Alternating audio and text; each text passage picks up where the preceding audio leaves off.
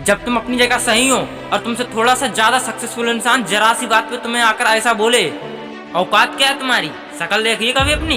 यही है तुम्हारी जिंदगी, यही है तुम्हारी असली औकात। और तुम उसके मुंह से असली औकात वर्ड सुनो, तब उसी वक्त उसके मुंह पे कुछ मत बोलना। गुस्सा आए तो कंट्रोल करना, रोना आए तो उसके सामने मत रोना।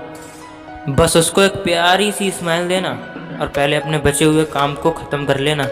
जब काम हो जाए फिर उसके पास दोबारा जाना, वो तुम्हें देखकर फिर आग बबूला हो जाएगा और तुम फिर उसको एक प्यारी सी स्माइल देना और बोलना, आप सही कह रहे हो सर, क्योंकि अभी आपका टाइम है।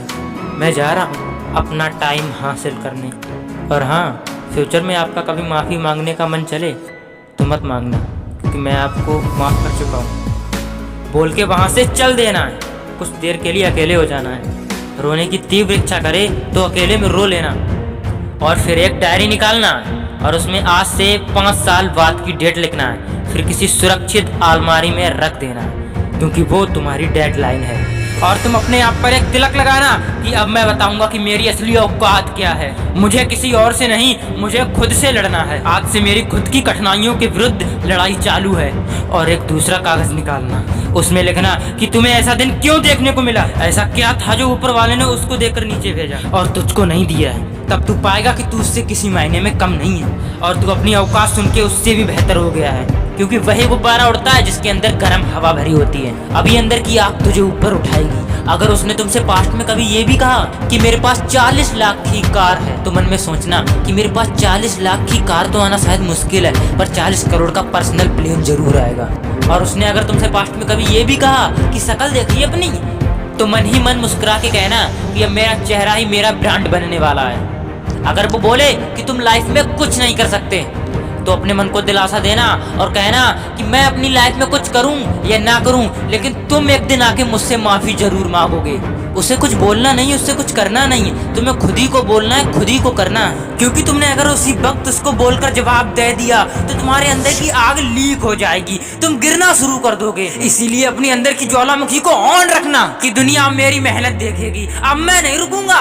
दुनिया मुझे पसंद करे या ना करे, वो मेरा नाम जरूर सुनेगी, क्योंकि मैं खुद अपने काम को पसंद करता हूँ। अब दुनिया मेरी औकात देखेगी। मेरी जंग किसी इंसान से नहीं है, मेरी जंग खुद से है, खुद के आलस से है, खुद के दिमाग से है, खुद के शरीर से है। जब मैं खुद से जीतूंगा, बाहरी दुनिया अपने आप हार जाएगी। जब मैं जंग में उतरूंगा, मेरी कठिनाइयां मैदान छोड़ के भाग जाएंगी।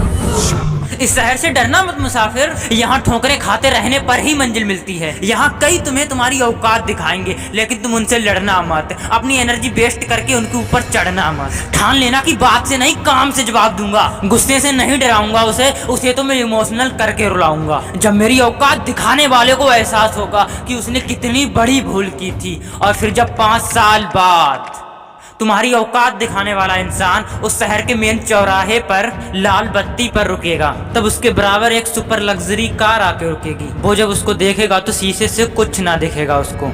फिर उसका ध्यान कार के पीछे एक तकड़ी सी बिल्डिंग पर जाएगा। उस पे एक बहुत बड़ा 40 बाई 30 का पोस्टर देखेगा। उसे कुछ हल्का हल्का याद आएगा। तब उसकी मेमोरी में औकात वाला दिन फ्लैश मारेगा।